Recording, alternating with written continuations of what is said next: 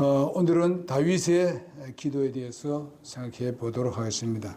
오늘 기도는 다윗이 아주 짤막한 한마디의 기도가 있습니다.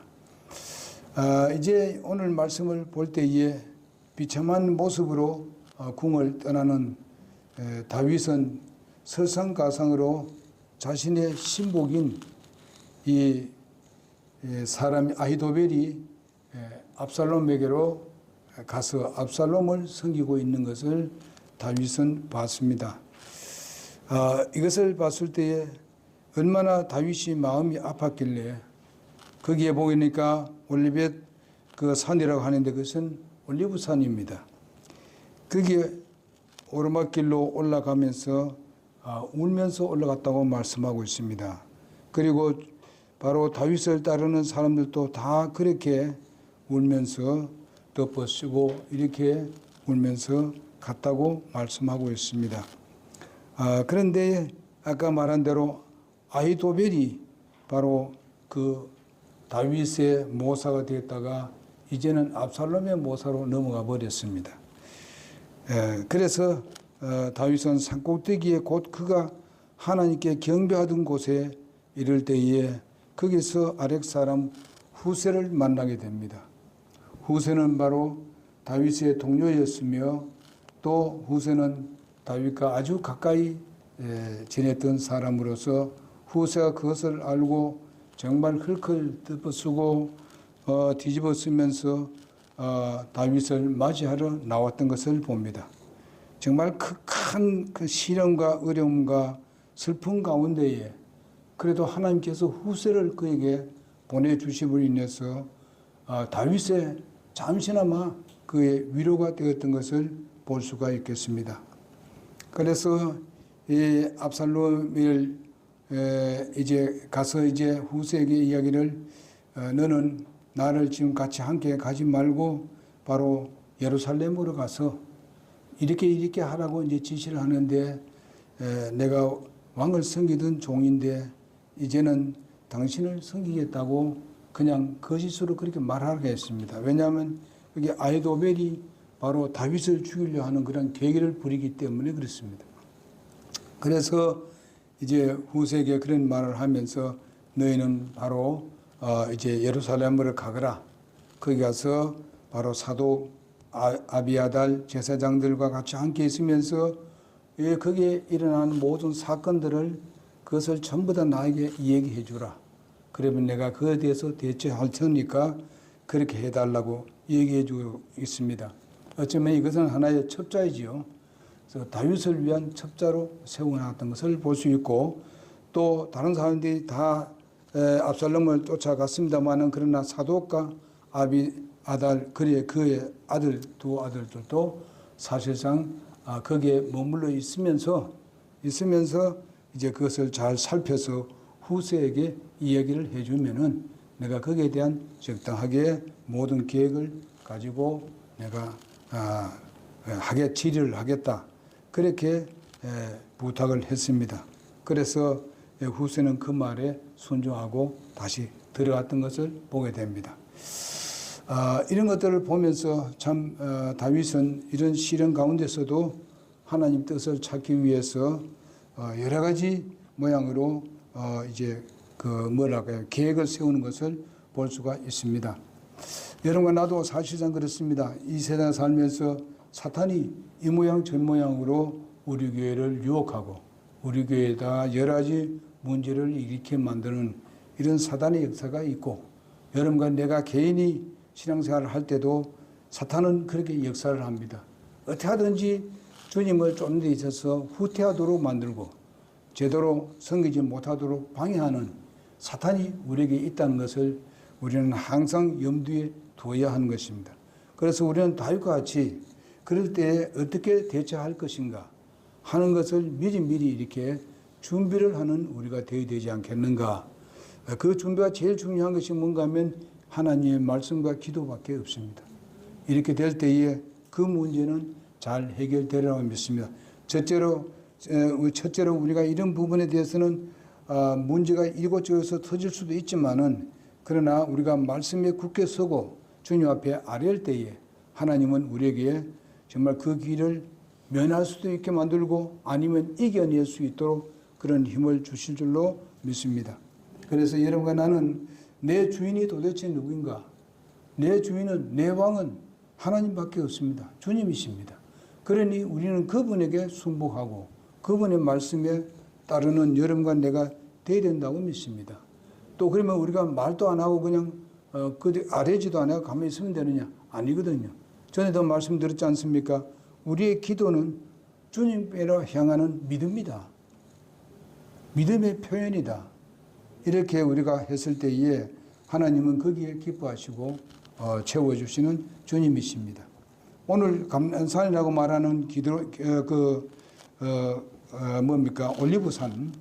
올리브산 이 기드론을 사이에 예루살렘 동편 그 산인데 이 성과 유대 광야가 이렇게 뺑 돌려 쌓여 있는 하나의 병풍같이 쌓여 있는 곳이며 제가 거기에 가봤을 때도 그렇게 되어 있었습니다.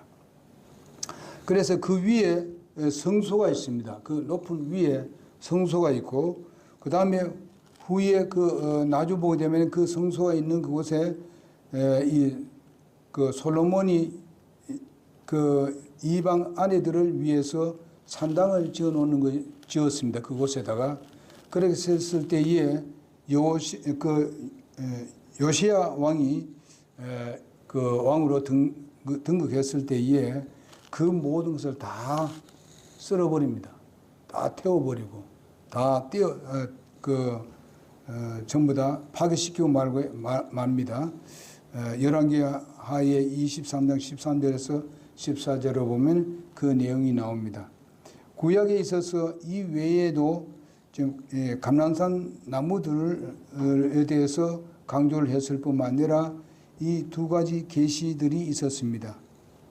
바로 거기는 에스겔서 11장 23절에는 그것이 바로 영광의 산이라고 말했고 바로 또 스가랴 14장 4절에 보게 되면 예수님께서 지상 재림하는 할 때에 그 산이 바로 감람산입니다.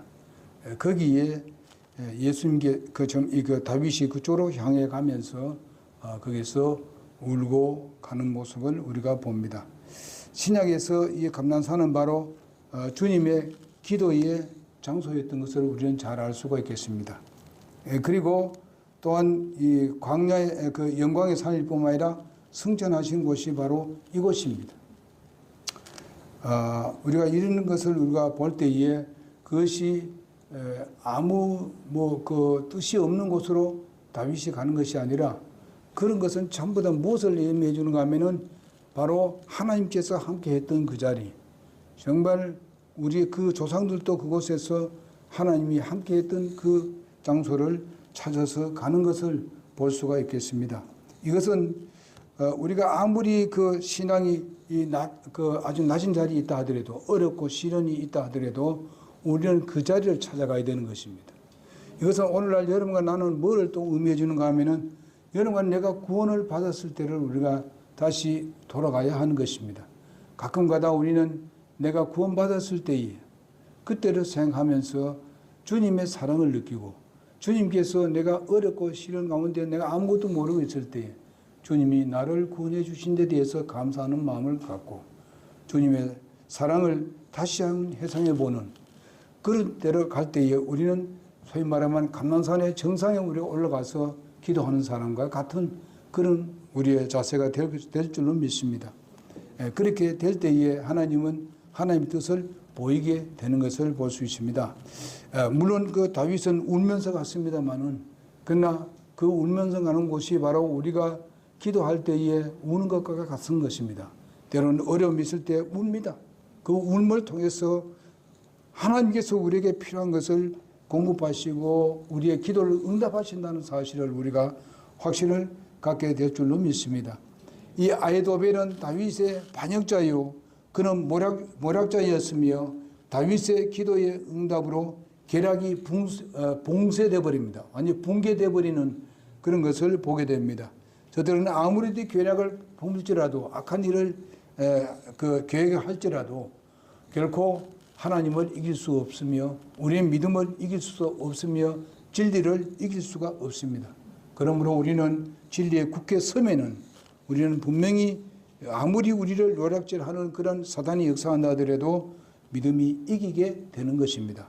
그러므로 우리는 주님과 나의 관계를 정상적으로 맺는 것입니다.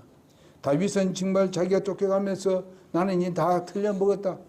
나는 주님과 주님은 나를 완전히 버렸다. 이런 식으로 낙심하고 절망하고 있었더라면은 다윗은 더 이상 우리가 입에서 다윗이라는 말이 안 나왔을 것입니다.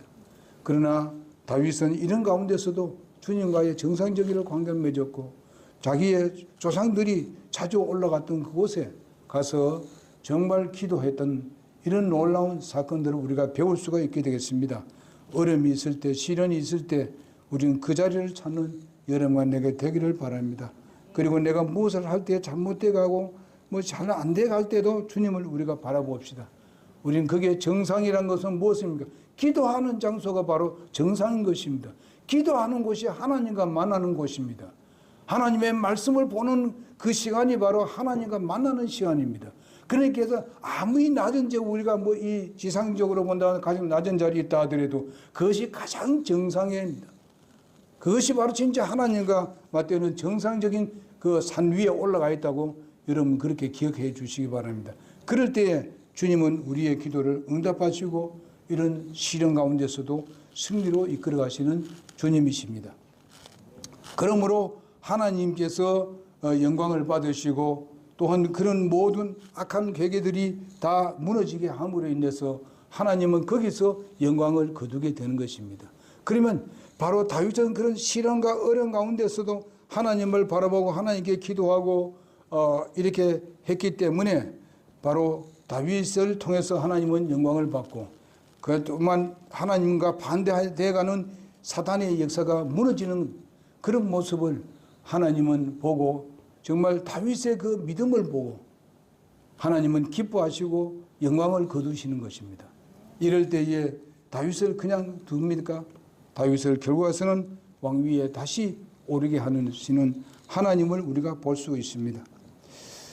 아무리 우리가 주님 앞에서 잘못되고 실수한다 하더라도 빨리 우리가 다윗까지 정신 차리고 주님 앞에 정상적인 관계를 맺는다면 하나님은 도리어 더 큰 걸로 우리에게 채워주시는 주님이라는 것을 잊어서는 안 될 줄로 믿습니다. 하이마스는 바로 그 사독의 아들이고 요나단은 아비아달의 아들입니다. 제사장의 아들들이다 이 말입니다. 레위인 제사장들의 아들이라는 것입니다. 이것은 이렇게 아들들이 나와서 하고 또 그 다음에 그 아비들이 나와서 함께 하는 것을 봤을 때에 우리는 믿음의 전수가 굉장히 중요하다는 것을 위해서 가르쳐 주고 있습니다. 우리가 영적 자녀들이 나왔을 때에 영적 자녀들이 함께 마음을 같이 하고 뜻을 같이 하고 주님의 일을 함께 해 나갈 때에 그것은 바로 이와 같은 것을 우리에게 보여주는 교훈이라고 믿습니다. 다윗이 유리하는 동안 바로 왕궁에 들어와 보낸 이 첩자가 바로 아까 말한 대로 그 후세인데 그리고 후세와 이 결합하고 같이 마음을 뜻을 같이 하고 있는 사람들이 바로 제사장들입니다. 이렇게 되었을 때에 다윗은 아주 튼튼한 그런 그 조력자를 얻었고 후견자를 얻었던 것을 볼 수가 있습니다. 그래서 나중에 그들은 사독과 아비아달, 후세 등의 그 정보를 다윗에게 전달해 주는 그런 첩자였고 또 연락병의 역할을 훌륭히 수행함으로 인해 가지고 바로 아히도벨의 배신의 그 잘못을 바로 그것을 무너뜨리고 다윗이 이 모든 그런 시련과 어려움에서 다윗을 죽이려는 그곳에서 완전히 해방될 수가 있었던 것을 볼 수가 있겠습니다. 그래서 오늘은 다윗의 슬픔에 대해서 말씀을 드리고자 합니다. 믿음의 사람도 울음을 터뜨릴 때가 있다는 것입니다. 여러분 우리가 믿음의 선배들을 우리가 보게 되면 그들이 때로는 울었고 때로는 어떤 큰 시련들로 인해서 고통을 당했던 것을 우리는 많이 봅니다. 그러면 그가 꼭 잘못해서 그런 고통이 왔느냐? 그것도 아닙니다. 사탄이 역사해가지고 그의 정말 반대자들, 아주 잘못된 그런 반대자를 통해 가지고 시련을 당했던 사람들이 얼마나 많았는가 볼 수 있습니다. 초대교회 우리 정말 그 사도들이 그래 했고 그 사도들의 후대들도 그렇게 했었습니다. 그런 시련 가운데서 오늘날 그들의 이름과 그들의 명예는 영광스럽게 드러나는 모습을 우리가 보게 됩니다. 우리가 정말 당시 안에 뭐를 우리가 얻으려고 하는 것이 아니라 바로 우리가 조금 지나면은, 좀 더 지나면은 하나님께서 영광스러운 것으로 갚아주신다는 그런 확신을 가지고 우리의 어려움과 시련들을 주님과 함께하는 그런 승리의 생활이 우리에게 꼭 필요할 줄을 믿습니다. 믿음의 사람이라고 해가지고 늘 완벽하고 완전한 평안만 누리는 것은 결코 아니라는 것입니다. 여러분, 우리가 어려움을 당할 때 왜 내가 이 주님을 쫓는데 왜 이러십니까? 그렇게 하지 마시고, 여러분, 우리 믿음의 선배들은 어떻게 살았는가 한번 살피게 되면 그런 말을 나오려 하더라도 쑥 들어가게 될 것입니다. 아, 주님, 이런 뜻이겠었군요. 바로 우리의 믿음의 선배들이 이렇게 살았군요. 나도 그렇게 살기를 원합니다. 주님, 나를 좀 도와주십시오. 이럴 때 주님은 더 기뻐하시고 그런 역경을 잘 이겨내게 만들고, 때로는 그 역경이 오지 않도록도 할 수 있고, 그것을 정말 넘어서 도리어 그들을 능가할 수 있는 힘을 얻게 될 줄로 믿습니다. 역경과 슬픔에 눈물을 있다고 해서 그 사람이 꼭 믿음이 없어서 그런 것은 결코 아닙니다. 여러분, 그걸로만 생각하면 안 된다 이 말입니다. 우리 믿음의 선배들이 믿음이 없었습니까? 다윗이 이렇게 역경당하는 건 잘못도 있겠습니다만은 그가 믿음이 없어서 역경을 당합니까? 하나님을 신뢰하고 있습니다. 때로는 사탄이 우리를 이용해서 악한 길로 자꾸만 이끌어 가려고 하는 그런 그 문제를 가지고 들어오게 될 때가 있습니다. 그러므로 우리 교회도 마찬가지입니다. 이런 모든 시련과 어려움들을 우리는 잘 믿음으로, 우리가 함께하고 있는 여러분들이 믿음으로 자기 자리를 지키고 자기 믿음을 지키고 주님께서 주신 그 진리의 말씀에 굳게 서서 좌우로 치우치지 아니할 때에 주님은 승리를 우리에게 안겨주실 줄로 믿습니다. 오히려 굳건한 믿음을 소유한 사람들이 때로는 슬픈 눈물을 흘릴 때가 있습니다. 정말 주님께 호소하는 그런 눈물, 믿음의 눈물, 때로는 주님을 신뢰하고 의뢰하는 그런 기쁨 때문에 눈물이 날 수도 있고, 주님께서 분명히 미래에 이런 것을 더해 주시기 위해서 오늘 내게 이런 어려움이 있구나 하는 것을 생각하면 도리어 하나님 앞에 감사하면서 감사의 눈물을 흘릴 때가 있습니다. 저는 그런 몇 번을 저는 겪었습니다. 눈물이 나오지 않을 수가 없었고, 또 때로는 이런저런 일로 있었을 때 눈물이 납니다. 내 혼자 기도하고 있을 때에도 눈물이 날 때가 있습니다. 그러나 그 눈물은 사실상 내가 뭐 실망하고 좌절을 빠지는 그런 눈물이 아니라 도리어 하나님께 정말 감사하는 눈물이 될 수 있고, 또 미래를 생각하면서 이것이 내게 주어지는 그냥 주어진 것이 아니다. 더 놀라운 것을 우리가 주시기 위한 것이고 나를 놀랍게 깨우쳐 주시는 그런 기회라고 생각을 하면서 도리어 감사의 눈물이 나올 때도 있는 것입니다. 더 깊은 하나님의 뜻을 헤아리는 그런 자세로 우리가 나갈 수 있도록 하는 그런 것을 얻는 데 있어서는 그런 기도가 필요한 것입니다. 여러분, 우리가 고린도후서 12장 7절에서 10절에 보게 되면은 바울이 어떻게 했습니까? 바울은 정말 자기의 아주 약한 부분들 때문에 하나님 앞에 기도를 합니다. 그런 정말 하나님의 일을 엄청나게 많이 일을 했습니다. 정말 바울만큼 그렇게 많은 일을 했는 사람은 아주 드물 것입니다. 그런데 바울이 지금 제일 고통스러운 것이 뭔가 하면은 자기의 몸에 있는 가시입니다. 그것이 가시가 뭔지 모르지만은 우리가 성경을 조금 봤을 때에 눈이 잠깐 어두웠지 않았는가. 왜냐하면은 이 글을 쓸 때도 자기의 손으로 계속 쓰지 못하고 다른 사람의 대신해서 썼습니다. 이런 거 봤을 때 눈이 아닌가? 내가 좀 눈이 좀 더 밝았으면 좀 더 열심히 일할 것인데, 더 큰 일을 할 것인데 하면서 하나님께 부르짖었습니다마는 하나님은 그것을 들어주지 않으셨습니다. 도리어 하나님은 더 잘 알고 계셨습니다. 그가 교만할 수 있기 때문에, 교만하면 하나님이 그를 쓸 수 없게 됐기 때문에, 그리고 버려진 사람이 될 수도 있기 때문에 바로 하나님은 그의 기도를 들어주지 않았습니다. 사실상 도리어 기도를 들어준 것이죠. 왜냐하면 다윗에게 더 유익한 것이고 더 큰 일을 이룰 수 있는 그런 일이기 때문에 그렇습니다. 바울이 그래 큰 일을 하고 그 좋은 일을 하고 있는데 왜 이것은 안 들어줍니까?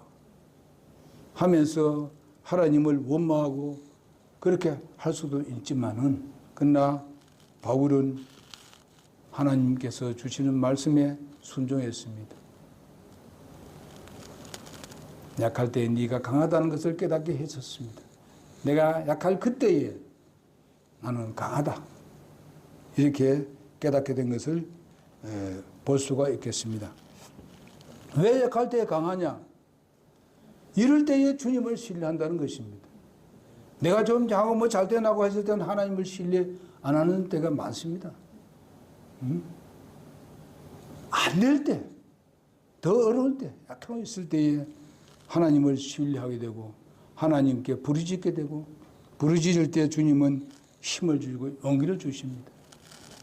하나님 앞에 교만스럽게, 거만스럽게 나오게 되면 하나님은 안 쓰잖아요. 겸손해야 되죠. 이렇게 하나님은 바울을 훈련시켜서 더 크게 사용하셨던 것을 볼 수가 있습니다.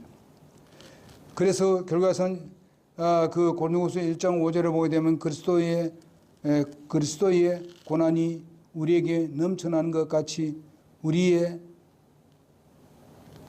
안위도 그리스도로 말미암아 넘쳐나게 된다고 말씀하고 있습니다. 이것은 무엇입니까? 바로 바울이 그 고난을 당하고 어려움을 당하고 시련을 당하는 이것이 바울에게 넘쳐났었습니다. 주님 영광을 위해서, 주님의 복음을 위해서. 그렇지만은 또 거기에 비례해서 하나님께서 바로 뭐라고 했습니까? 그리스도로 말미암아서 안위, 위로가 넘치게 된다고 말씀하고 있습니다. 넘치게 되면 그냥 뭐 위로만 하고 그치는 거 아니라 거기서 보상을 하기 때문에 넘쳐난다. 보상은 더 넘쳐난다. 이런 말씀입니다. 그러니까 우리가 그것을 기대하면서 거기에 빠져가지고 우리가 좌로 우로 치우치고 왔다 갔다 하는 여러분 내가 되지 않기를 간절히 바랍니다. 그래서 의로운 사람도 비참한 지경에 처할 수도 있다는 것을 우리에게 보여주고 있습니다. 비참한 지경에 있다고 해서 반드시 그가 잘못된 사람이라는 것은 의미하지 않는다는 것도 우리는 알아야 됩니다. 오늘 그리스도는 바로 비참한 십자가를 지시고 조롱과 능욕과 채찍질을 맞으시고 침뱉음을 당하셨습니다. 마지막에 십자가에 못 박히셨습니다. 주님은 그것을 인내하시고 참으셨습니다. 지금은 예수님을 조롱하며 손가락질하고 무슨 채찍질 하는 사람이 있습니까? 지금은 없습니다. 그러나 예수 믿는 사람들이 잘못돼 갈 때는 손가락질을 받을 때 있습니다. 세상에서 죄인보다도 오히려 의인들이 어쩌면 핍박을 많이 받고 비참하게 되는 경우도 있다는 것도 우리는 인정을 해야 됩니다. 그러면 거기에 대한 보상은 누가 하느냐? 누가 그 문제 해결하느냐? 예수님이십니다. 하나님만 할 수 있어요. 절대로 내가 현재 어려움당하고 시련당하는 것에 실망하고 좌절해서 그리고 좌절해서 무줄고 앉아서는 안 됩니다. 주님을 바라봅시다. 주님은 분명히 거기에 대한 보상을 해 주시는 주님이십니다. 그러므로 우리가 외행적인 어떤 결과들을 보고 그 사람을 판단하지 말아야 된다는 것입니다. 그래서 우리는 사무엘상 16장 7절에 하나님께서는 사람의 외모를 보지 않는다 그랬습니다. 그 속을 보신다 그랬습니다. 그들의 내부를 보시는. 그래서 여러분, 나는 주님과 내 사이에 있어서 내 자신의 속에 있는 모든 것을 주님께 보여줘요. 그것이 주님과 정상적인 관계를 맺고 있는지를 살펴서 주님과 관계를 맺음으로 인해서 정말 아까도 말한 대로 기도하는 것. 기도하는 것. 주님 바라보는 진리의 말씀에 굳게 서는 것. 이렇게 할 때에 바로 다윗이 후세를 얻고 후세와 함께하고 있는 정말 그 제사장들과 함께하는 그런 정말 그 뭐랄까요, 그 다윗을 보호하고 지켜주는 아주 든든한 그런 울타리가 되어주게 해주는 것을 우리가 볼 수 있습니다. 우리가 어려움 당할 때 보면 좀 지나고 나면은 차라리 이런 것들이 도리어 내게 울타리가 된 것을 우리가 보게 됩니다. 여러분과 주위에 있는 사람들, 함께하는 사람들이 다 여러분 개개인에게 서로가 울타리가 되어주고 서로가 위로하고 격려하며 세워주고 이렇게 해서 셈을 얻어서 승리하는 여러분과 내가 되기를 바랍니다. 기도하겠습니다.